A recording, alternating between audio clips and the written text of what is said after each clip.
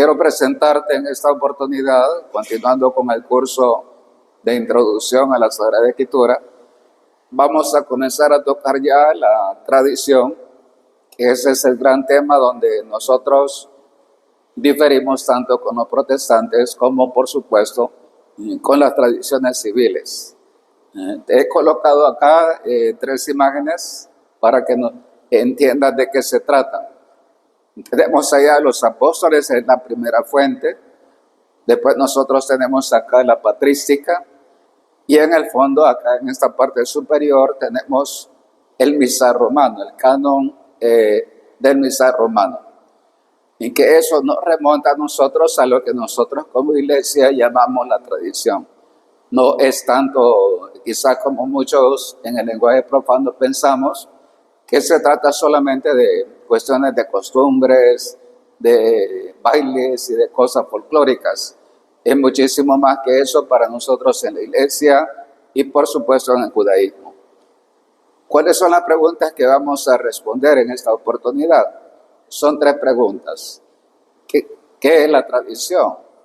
Eso es importante entender. ¿De dónde viene esa palabra? Después, ¿qué es la tradición cristiana? Una cosa es la tradición judía y otra, por supuesto, la tradición cristiana, que es la tradición católica. Y la tercera pregunta es ¿cuál es la relación entre la Sagrada Escritura y la Sagrada Tradición de la Iglesia? Esto es importante porque no estamos hablando de otra institución, sino del cuerpo de Cristo. Aquí te coloco esta parte que dice Biblia y Didaqué. Didaqué quiere decir las enseñanzas.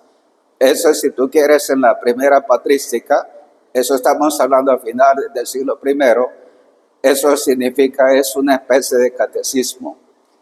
Ese, si tú quieres, es el primer catecismo de la Iglesia Católica, así escrito, y que se llama así Didaqué. Esa palabra significa enseñanzas. Veamos entonces qué es la tradición. La transmisión del canon bíblico acontece en la tradición de Israel y después de la Iglesia, quienes lo transmiten e interpretan. Nosotros sabemos que el pueblo de Israel asume, recibe y transmite con mucha fidelidad el canon judío, que nosotros decíamos que es el Tanakh.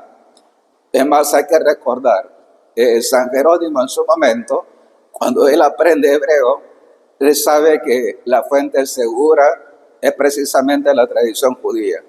Y él toma el Tanakh, ese libro es base para la traducción de la Vulgata, y después lo va a traducir al latín. Esto es importante para que tú sepas cuál es la fuente. Después, el concepto de tradición. ¿De qué término viene? Del latín tradere, esa es la palabra latina. Y del griego, paradidomai. Te lo coloco acá subrayado para que sepas cómo se escribe en griego. Paradidomai. Entonces son 2 términos que es importante manejar. Nosotros, esta terminología, yo te voy a ir subrayando ciertos términos claves que para nosotros en la iglesia son fundamentales. Debemos saber cuál es la fuente de donde nace nuestra teología actual. Indican algo que se transmite o entrega. ¿Qué es lo que se transmite y entrega? El conocimiento y el don. No estamos diciendo, te explicaba, no se trata de cosas folclóricas. Es mucho más que un simple folclore. Estamos hablando de aquello que debe saber alguien para salvarse y por supuesto también ese que es la propuesta del Señor que se nos da para que nosotros entremos en comunión con Él, constituyendo así parte de la identidad de un pueblo. La tradición implica una forma lingüística, un marco social y una temporalidad. Esto es importante entender. Bien, cuando eso nosotros lo entendemos, nos damos cuenta que estamos ante algo que es bastante, mucho más amplio y rico de lo que nosotros imaginamos. ¿A qué nos referimos cuando decimos esa parte? Nosotros decimos que al hablar de forma lingüística, nosotros estamos hablando de que hay términos, hay cosas que están compendiadas Ese es el caso concreto, por ejemplo, del hebreo. Hay formas lingüísticas concretas. El canon bíblico judío no se transmite en arameo, se transmite en hebreo. Para nosotros, nuestro canon católico, el Nuevo Testamento, se transmite en griego. Solo eso para nosotros ya indica algo muy importante en nuestra tradición católica. La tradición nace del carácter histórico y temporal del ser humano. La antropología cultural indica que la transmisión pertenece a la memoria colectiva de un pueblo. Esto es importante. Del caso de los judíos, decíamos que ellos guardan mucha memoria histórica.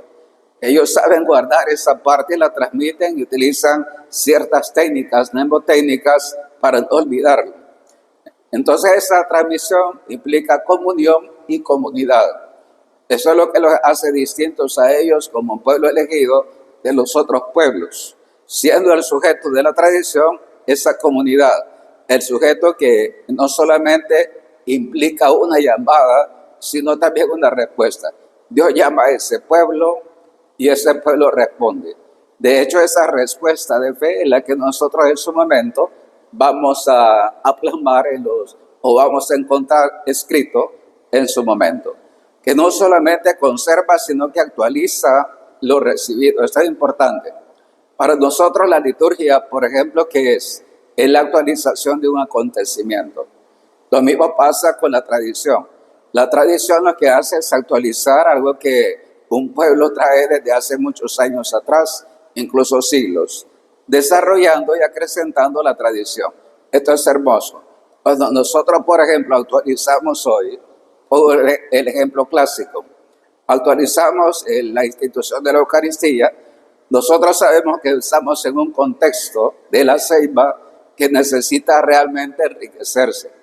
Nosotros mismos, al hacer este curso de introducción, estamos actualizando algo que la Iglesia ha manejado por muchos siglos, pero para nosotros comporta creatividad, una serie de elementos importantes para que nosotros seamos capaces de entender en este tiempo la riqueza de lo que la Iglesia nos enseña.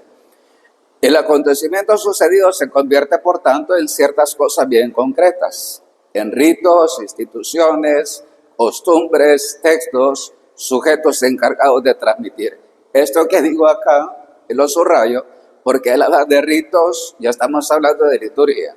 De instituciones, estamos hablando de algo más que solamente lo escrito. Estamos hablando, por ejemplo, de templos. Estamos hablando, por ejemplo, de sacramentos. Estamos hablando de la familia como matrimonio, por ejemplo. Luego vienen las costumbres, los textos y los sujetos que son los encargados de transmitir. Para nuestro caso, eso decíamos que el depósito de la fe es el que transmite la jerarquía, nuestros obispos y el Papa. La Biblia es un ejemplo paradigmático donde los acontecimientos se celebran, transmiten, se escriben y se actualizan. Esto es importante entenderlo entonces. Al hablar que es la tradición, estamos diciendo que es algo que se recibe y que, fíjate bien, se escribe, se actualiza y tiene una serie de modalidades, ritos, instituciones, costumbres, textos y sujetos que son los que transmiten. ¿Cómo sucede con las dos tradiciones del Decálogo? Todos nosotros sabemos, y a mí me gusta cómo el Catecismo de la Iglesia lo presenta. Por ejemplo, al hablar del Decálogo, nos presenta en una parte Éxodo y en otra parte el Deuteronomio. Las versiones más ricas y actuales del Catecismo Católico nos presentan esos dos textos a la par. Y eso que indica dos tradiciones, una del Éxodo y otra del Deuteronomio. ¿De qué acontecimiento? De un único acontecimiento que sucede en el Sinaí. Ese es el hecho. Entonces, pero eso cómo se recibe y se transmite, se plasma en tradiciones particulares. Esto sucede tanto en el Antiguo Testamento como en el Nuevo Testamento. La escritura dentro de la tradición. Veíamos, en su momento decíamos que la tradición recoge cosas orales, después escritas. Para nosotros la escritura es una parte de la tradición, una parte constitutiva. Decimos que la tradición se sirve de signos y símbolos. De hecho, los textos son símbolos que llevan escrito el contexto de interpretación. Cómo se interpreta el acontecimiento, eso se recoge en el escrito. En el proceso de transmisión, el texto escrito mantiene el contexto de origen de la tradición. Esto es hermoso. Por eso nosotros una técnica de interpretación católica es la siguiente: el texto junto al contexto. Eso es importante. Un católico difiere de un protestante en esto. Nosotros interpretamos en el conjunto de todo el dato revelado. No aislamos el texto y decimos lo que queremos. De hecho, por eso se dice, el texto sin el contexto es un pretexto. Y es así. Nosotros cuando aislamos un texto lo que queremos es manipular la palabra de Dios, como tantas veces hace la interpretación no católica. Terminado el texto comienza la interpretación, pero siempre el texto es el garante de la tradición. Esto es importante que se entienda. Entonces hay una íntima relación, es como, por decirlo así, lo voy a poner de ejemplo porque ayudará. Nosotros en la iglesia tenemos el derecho canónico. Si uno compara las constituciones del Concilio Vaticano II con el derecho canónico, fíjate lo que voy a decir. El catecismo de la Iglesia Católica y el derecho canónico nacen del Concilio Vaticano II. Ahora, la norma canónica que recoge del dato escrito del Vaticano, lo esencial. Y esa es la parte que se norma. Por eso es importante darnos cuenta que, dice así, la tradición bíblica es reflexión del dato revelado. Pero el texto, además de reflexión, es regla de cualquier otra reflexión, es decir, la fuente que nos permite darnos cuenta que en el tiempo lo que interpretamos está correcto, siempre lo tenemos que cotejar con el dato escrito. Y por eso es importante saber que es inspirado y que no lo es. El vocabulario cristiano en torno a la tradición. La escritura es una parte integrante de la tradición. Las tradiciones son particularizaciones. Así se menciona un poco la Dei Verbum, que son escritas y no escritas. Por ejemplo, nosotros hablamos en el Pentateuco de dos tradiciones, la deuteronomista y la sacerdotal. Hay dos tradiciones donde aparece mucho la palabra sacerdote y en la otra es básicamente el lenguaje de la segunda ley o Deuteronomio. Y por supuesto que esa particularización materializa la tradición general, sea en el contenido o en la forma. La tradición apostólica, eso es bonito decirlo, los apóstoles cuando transmiten el dato revelado, los testigos especiales de la experiencia de Jesús son ellos. Por eso es importante lo que dice Jesús en su momento. ¿Cuántos reyes en su tiempo no quisieron decir eso y no lo vieron? Los apóstoles son privilegiados en esa experiencia con Jesús. Por tanto, ellos ¿qué es lo que hacen? Ellos en la tradición nosotros encontramos la fe que vivieron y transmitieron ellos a sus sucesores, que por supuesto son en su momento, decíamos aquí en la patrística, ellos son los sucesores de los apóstoles. Y luego, por supuesto, de la patrística nosotros vamos a encontrar que todos los sucesores de ellos van a ser los obispos. De hecho, decimos de cada obispo. Cada obispo es un sucesor de los apóstoles. Por tanto, las tradiciones eclesiásticas son las formas comunicativas de la tradición apostólica, cuyos contenidos concretos se expresan en la tradición eclesial. Bien, si nosotros recogemos un poco, te quiero hacer un poquito para entrar, ¿verdad? ¿De dónde viene la tradición? Recoge una serie de ritos, instituciones, textos escritos, sujetos encargados de transmitir. Luego nos damos cuenta que los escritos, la escritura, es parte de un todo más grande. Esto es importante. Y por supuesto que el vocabulario que debemos manejar hay una tradición apostólica, claro. Ellos son los primeros garantes, ya vamos a ver la importancia de ellos. Luego viene la tradición subapostólica, que es la patrística. Y después vienen otras tradiciones, por ejemplo, rituales, litúrgicos, históricos, etcétera, que nosotros recogemos en las tradiciones eclesiales. Eso es importante para que nosotros veamos. hay una gradación. Los apóstoles están arriba, luego la patrística y después vienen las tradiciones de la iglesia. Pero nosotros no interpretamos al margen de ellos. Para nosotros es importante una comunión y continuidad con todos ellos. Bien, ¿qué es entonces la tradición cristiana? En esta ocasión yo quiero subrayarte en azul, en celeste de fondo, lo que nos va a servir para que captemos el esqueleto de este mensaje, de cada tema. La tradición es el autoentregarse. Fíjate la palabra. Decíamos que la revelación era la autocomunicación de Dios. Eso es así. Un Dios que quiere comunicarse, ser nuestro amigo, llevarnos a la comunión. Y fíjate lo que es la tradición. Dice, es una autoentrega de la palabra de Dios. Dios mismo se entrega. Dios mismo se confía al hombre en su amistad. Esto es importante y grandioso, que continúa en el Espíritu Santo por el misterio de la iglesia. El ministerio de la iglesia puede describirse también como memoria de Jesucristo, acontecida en el Espíritu Santo en los corazones de los fieles. Esto es importante. Cuando uno capta esto, se da cuenta de que es la tradición cristiana.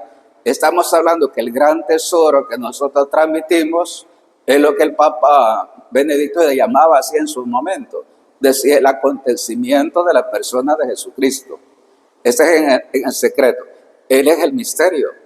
Esto es importante comprenderlo. Cuando ese misterio se nos autoentrega a nosotros estamos realmente ante el gran tesoro que hay que mantener inalterable a lo largo de los siglos.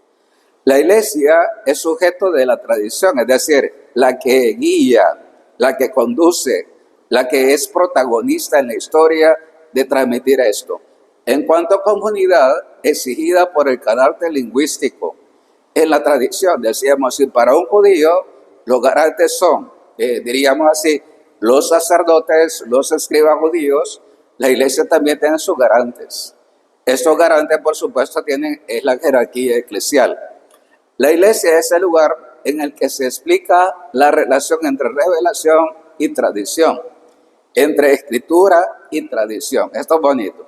La iglesia católica, cuando nosotros la entendemos así, está uniendo una serie de riquezas que Dios reveló en su momento, de modo oral, y no solo oral, sino también escrito, en ritos, en liturgia, y después eso lo une con el dato escrito. Esta es la riqueza que un católico bien formado no puede ignorar. No basta que agarre la palabra del Señor e interprete y diga, para mí la palabra del Señor dice lo siguiente, al margen de todo ese mar que hay detrás del dato revelado. La tradición apostólica se refiere a la que nace de los apóstoles, que se presentó en la iglesia y que perdura hasta hoy. Esto es bonito. Si hay una institución que puede decir eso con seguridad, es la iglesia católica. Es una tradición fundante, eso es bonito, funda. Dice así entre comillas, es vertical porque la recibe directamente de Dios y es descendente, es divino, algo divino que se le confía a los apóstoles, cuyo lugar, por supuesto, es el Nuevo Testamento. Ya vamos a ver la íntima relación entre lo oral y lo escrito, precisamente de la tradición apostólica. La tradición de sus sucesores, de la patrística, decíamos así, es fundada y horizontal. Esto es importante. La tradición de los apóstoles es fundante. Luego los sucesores de ellos van a ser una tradición fundada. Es decir, se apoya en ellos y a partir de ello va a ser la continuidad en la historia. Los evangelios y los hechos de los apóstoles se refieren a Pedro y a los 12. Las cartas pastorales, más claramente, San Ignacio de Antioquía, es el año 117.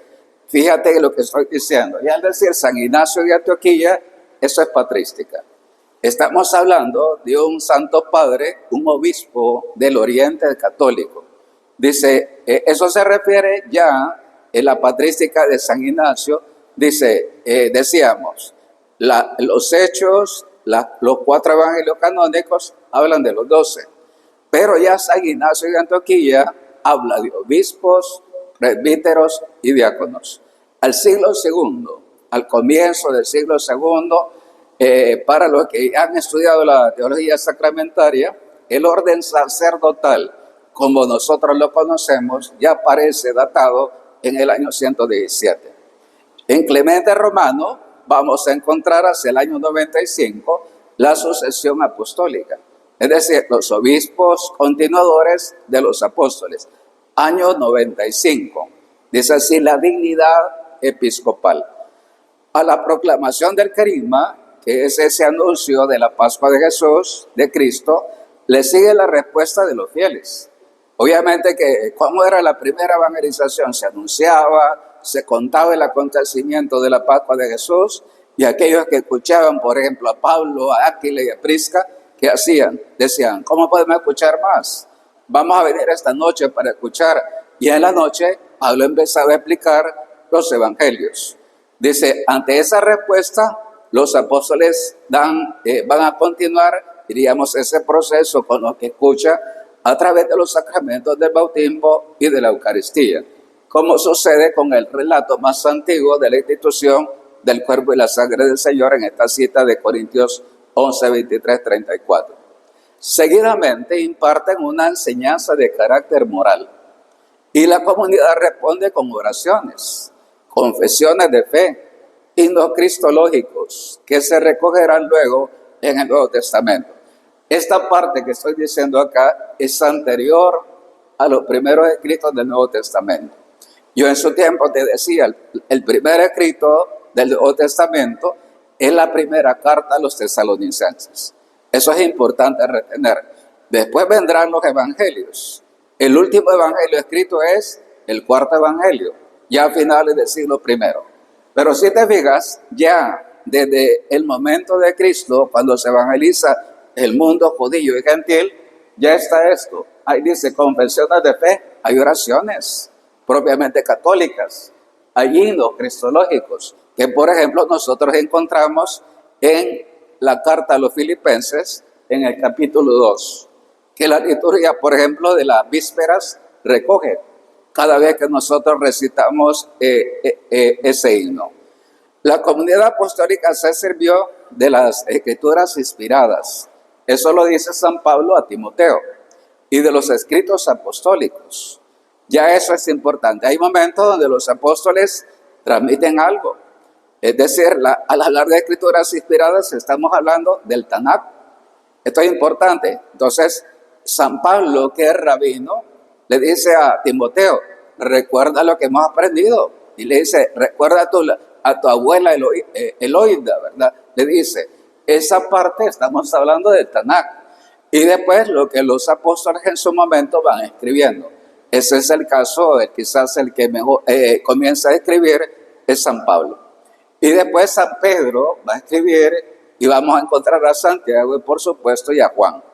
Para proclamar, enseñar, argumentar y orar. Por tanto, ya en este tiempo nosotros vemos que se usa el Tanakh, más los nuevos escritos de los apóstoles van a ser usados para lo siguiente. Se proclama cuando se anuncia la buena nueva del Evangelio, después cuando se enseña, se catequiza, eso decíamos que es la didaje, y después cuando se argumenta, por ejemplo, diciendo, esto estaba escrito en Isaías, esto está escrito en el profeta Jeremías, esto está escrito, por ejemplo, en el Salmo tal, vamos a mencionar.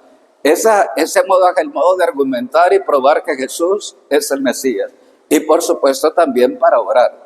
La iglesia desde el principio ora también con los salmos en continuidad con el pueblo de Israel. Bien.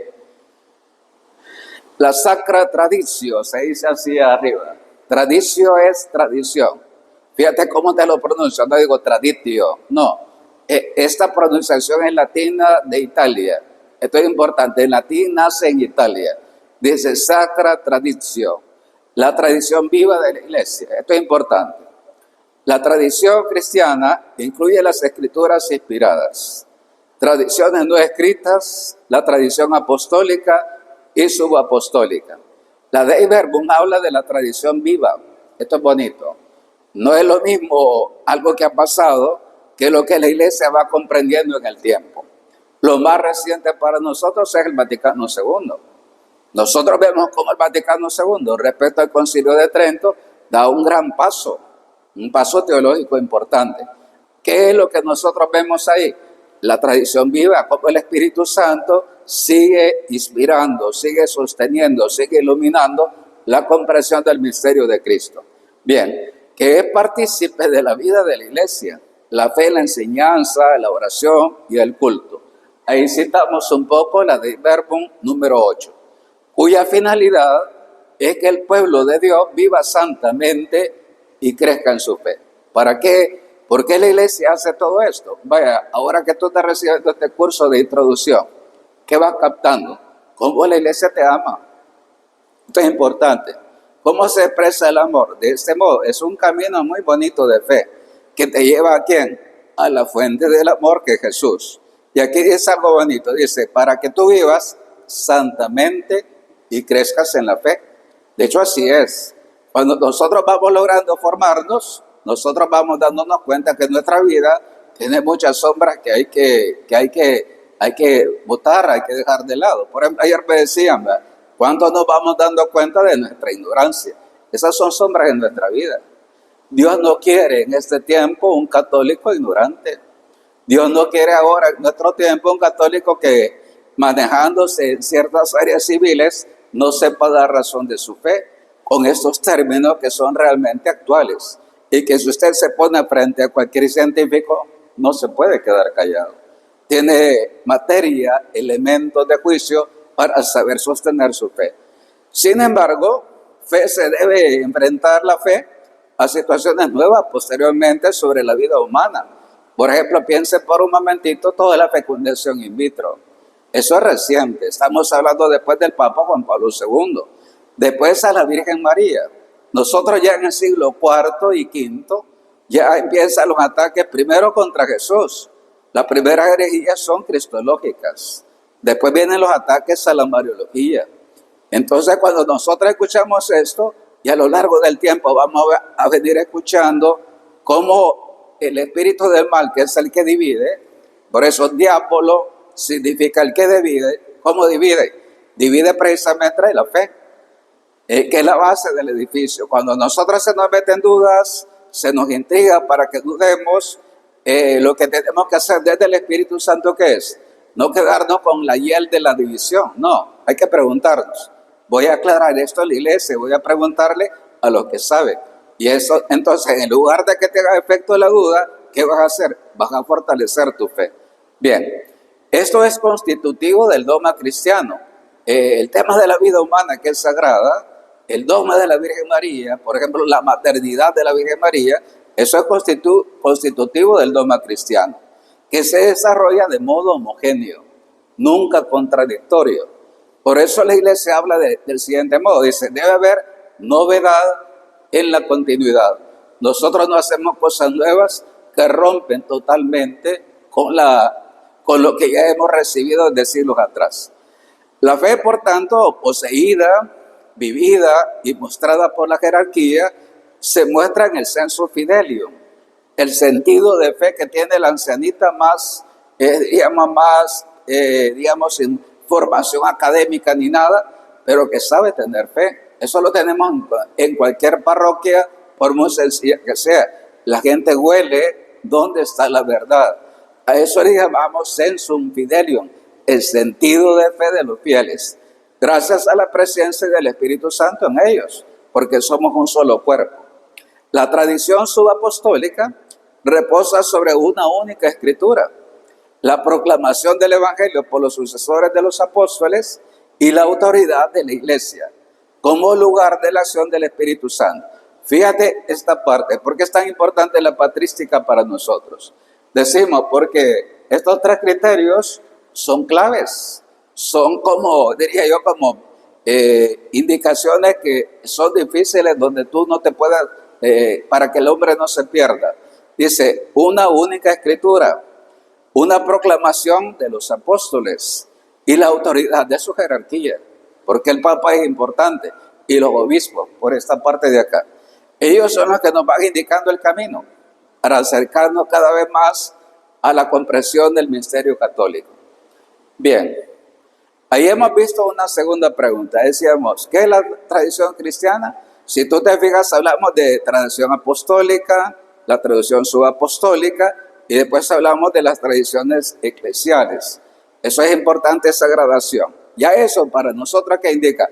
Una riqueza enorme. No estamos hablando solamente de 73 libros inspirados. Aquí es donde tienen que preguntarnos, Padre, la liturgia de las plegarias eucarísticas, ¿cuál es la más antigua? Ahí emerge, por ejemplo, el canon romano que te presentaba al principio. Eso nace en Roma. Nace la plegaria de San Hipólito, por ejemplo, etcétera. Y esas son, diríamos, historias o tradiciones que vienen unas de Oriente y otras de Occidente. Veamos la última parte, el tercer apartado. La Sagrada Escritura y la Sagrada Tradición de la Iglesia. ¿Cuál es la relación? No se da conflicto en esa relación hasta el año 1521 con Martín Lutero, con el famoso dictum de Martín Lutero. Digamos que para nosotros no hubo conflicto entre la tradición y la escritura. ¿Cuántos siglos? Más de 15 siglos. Hasta que aparece Lutero y hay cosas, voy a quedarme lo esencial. En su momento, si hay que hacer algunas 5 clases para hablar de Martín Lutero con sus errores, con gusto lo podemos hacer, pero digamos, en un curso aparte. Qué bueno que sepan ustedes en qué tiene razón y en qué no tiene razón en su momento. Veamos entonces el Concilio de Trento. Aclaro, ¿por qué surge el concilio? Por la crisis que plantea en su momento Martín Lutero, entre otros aspectos de la Iglesia. Entonces Lutero rechazó un conjunto de costumbres de la Iglesia. Por ejemplo, esta parte que dice aquí, las confesiones de fe, que son los credos, los 2 símbolos de los apóstoles. Hay otros símbolos aparte del símbolo de los apóstoles y el niceno constantinopolitano. Claro que sí. Por ejemplo, el quicunque, el de San Atanasio. Esas son confesiones de fe.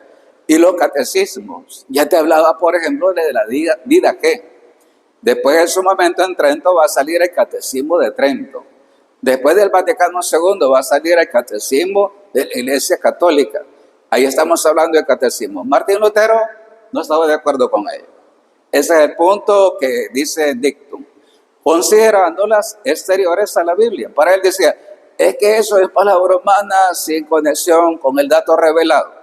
Para él, para nosotros no. Para nosotros el dato revelado, el escrito, no es suficiente. Necesitamos más fuentes y ya te lo voy a ir probando yo en la clase de mañana, cuáles son esas fuentes que a nosotros nos dan más luz y criterio para acercarnos a la verdad.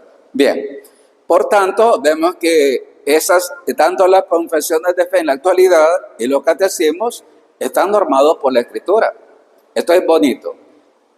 ¿Cuál catecismo es el que más se acerca? En su momento cada uno va acentuando ciertos elementos de la Escritura. El último catecismo me gusta mucho porque siempre usa como primer fuente la Sagrada Escritura. Decíamos así para los que se han formado bien. Un católico bien formado tiene la Biblia Clerus, fíjate lo que voy a decir ahora, la Biblia Clerus, y tiene el catecismo. Es más, te voy a hacer así más claro. En la Biblia Clerus tiene todos los documentos que puedes necesitar, incluyendo el catecismo. Eso es así.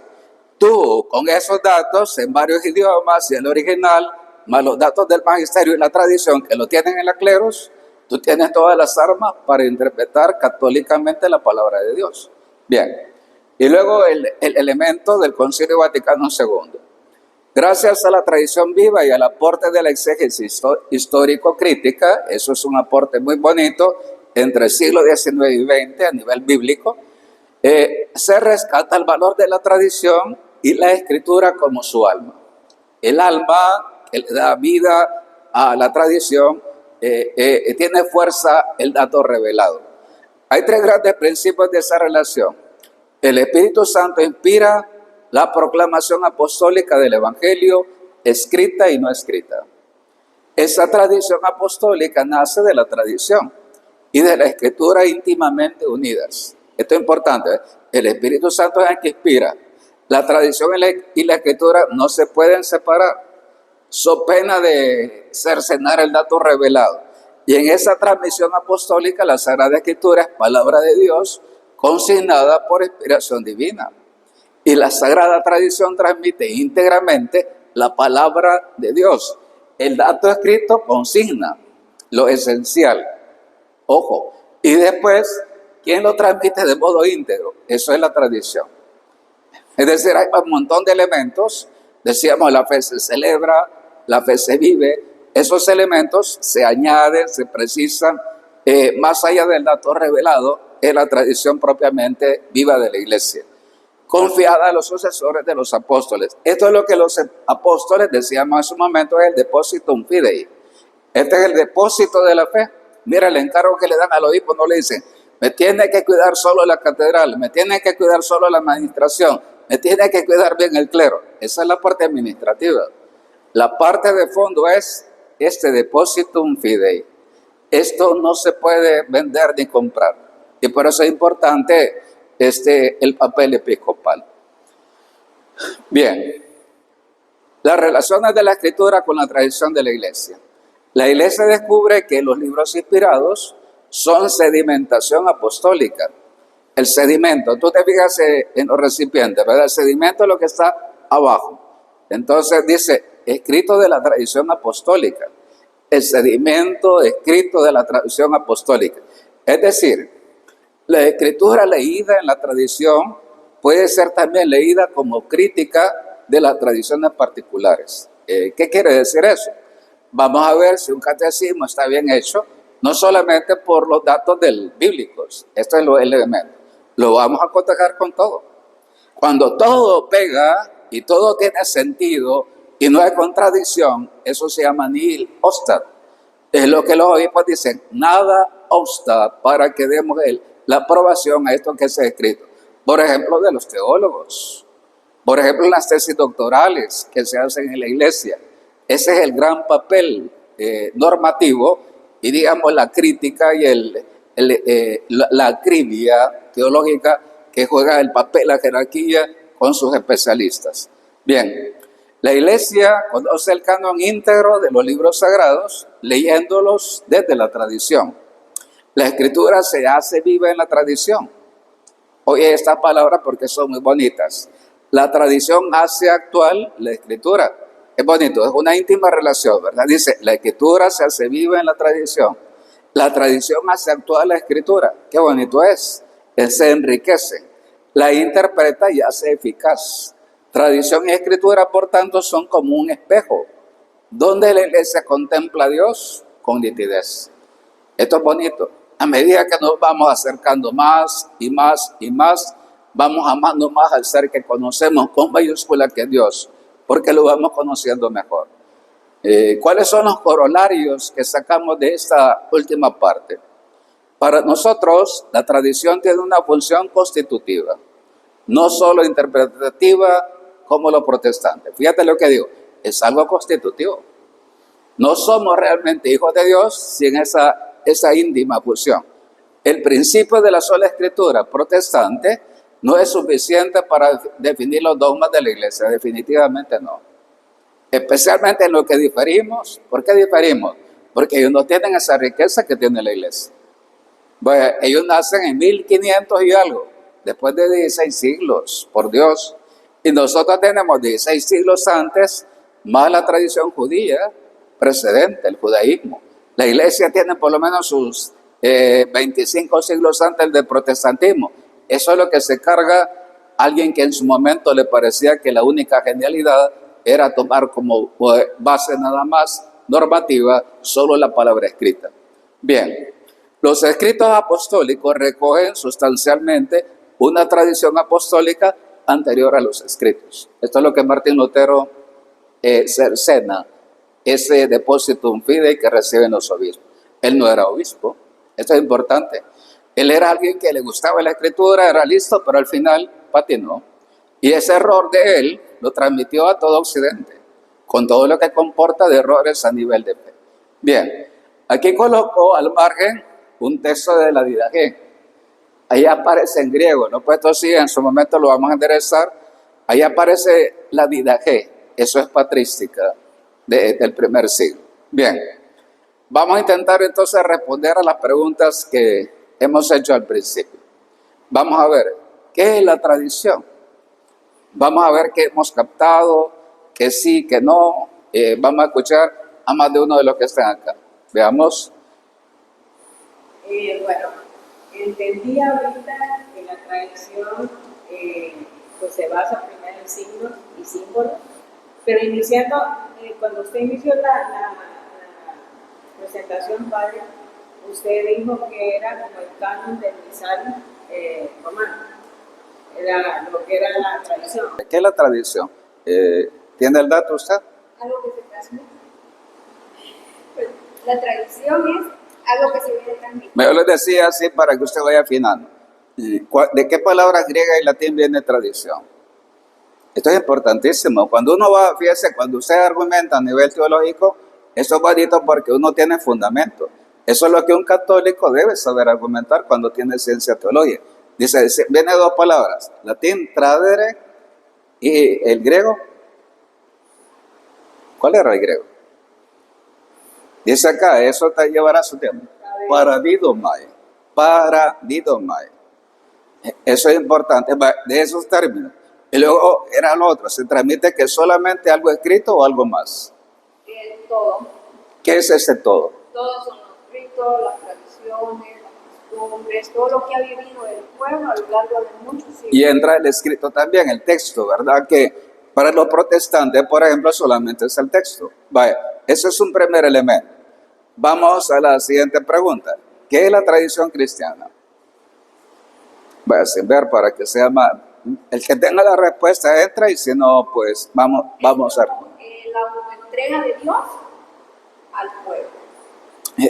Vaya, pero para que entendamos, como no somos románticos suicidas, ¿verdad? Que decimos, ay, se me autoentrega el Señor como Romeo con Julieta. Aquí hablamos de cómo Dios se entrega. ¿Qué entrega Dios a su pueblo? ¿Cómo se revela en su amor hacia nosotros? Entonces a lo largo de los siglos, Él fue demostrándonos su amor con nosotros. Entonces es como Él nos fue dejando la promesa que Él nos estaba presentando. Bueno, vamos a ver más. ¿Qué más dice serie? Tiene el dato, si Marta tiene. Fíjese aquí para que lo entendamos.